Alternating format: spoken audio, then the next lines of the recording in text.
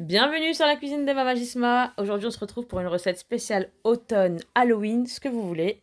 Des mini citrouilles farcies. C'est trop mignon, les petites citrouilles. Elles tiennent dans plus petit que la paume d'une main. Regardez. Sympa quand même. C'est bien pour les enfants aussi, je trouve. Donc, la recette, elle est très simple et très rapide, vous allez voir.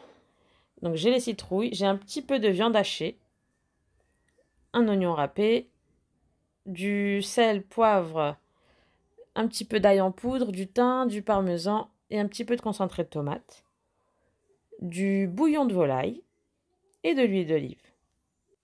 Je commence par faire chauffer mon huile d'olive. Je vais venir faire revenir l'oignon haché avec la viande hachée.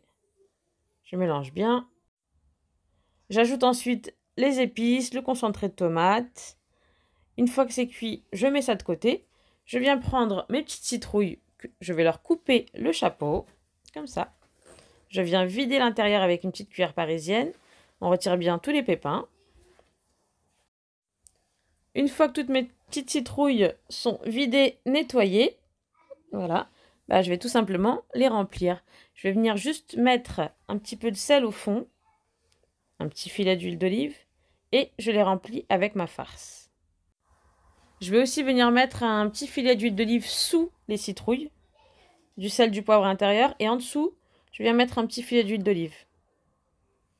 Une fois que c'est fait, je les garnis, bien sûr. J'ai préchauffé mon four à 200 degrés. On n'oublie pas surtout de venir remettre le petit chapeau sur les citrouilles. On peut aussi mettre du fromage râpé pour ceux qui veulent dans la farce, mais j'ai déjà mis un petit peu de parmesan.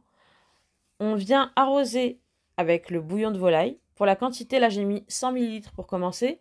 Et ensuite, pendant la cuisson, ne faites pas comme moi, venez arroser toutes les 10-15 minutes vos citrouilles avec un petit peu de bouillon si vous voyez qu'il n'y en avait plus. Moi, j'ai oublié mes citrouilles dans le four. Donc, j'avais plus beaucoup de sauce dans le fond. Mais c'est pas grave, le résultat était quand même très très bien, regardez. Mes citrouilles sont prêtes. Je les ai laissées cuire 45 minutes. Ouais, il faut quand même laisser 45 minutes. À vérifier. Dès que vous piquez avec un couteau et que ça rentre tout seul, c'est que c'est bon.